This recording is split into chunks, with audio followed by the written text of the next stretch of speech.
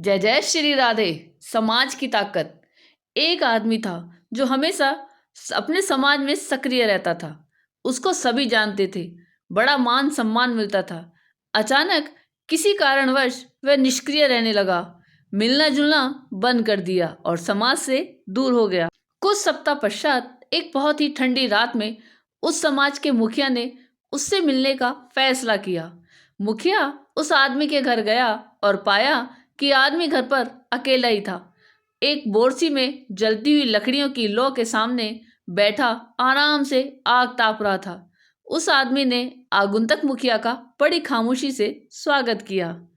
दोनों चुपचाप बैठे रहे, केवल आग की लपटों को ऊपर तक उठते हुए देखते रहे।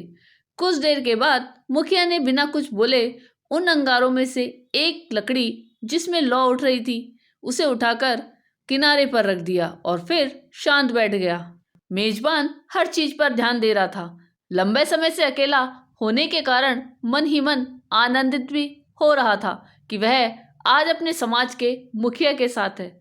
लेकिन उसने देखा कि अलग की हुई लकड़ी की आग की लौ धीरे धीरे कम हो रही है। कुछ देर में आग बिल्कुल बुझ गई, उसमें कोई ताप नहीं बचा। उस लकड़ी से आग की चमक जल्द ही बाहर निकल गई। कुछ समय पूर्व जो उस लकड़ी में उज्जवल प्रकाश था और आग की तपन थी, वह एक काले और मृत टुकड़े से ज्यादा कुछ शेष न था। इस बीच दोनों मित्रों ने एक दूसरे का बहुत संक्षिप्त अभिवादन किया, कम से कम शब्द बोले।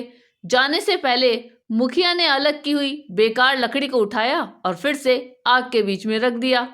वह लकड़ी फिर से सुलग कर लौ बनकर जलने लगी और चारों ओर रोशनी और ताप बिखेरने लगी। जब आदमी मुखिया को छोड़ने के लिए दरवाजे तक पहुंचा तो उसने मुखिया से कहा, मेरे घर आकर मुलाकात करने के लिए आपका बहुत बहुत धन्यवाद। आज आपने बिना कुछ बात किए ही एक सुंदर पाठ पढ़ाया है कि अकेले व्यक्ति का कोई अस्तित्व नहीं होता। समाज का साथ मिलने पर ही वह चमकता है और रोशनी बिखेरता है। समाज से अलग होते ही वह लकड़ी की भांति बुझ जाता है।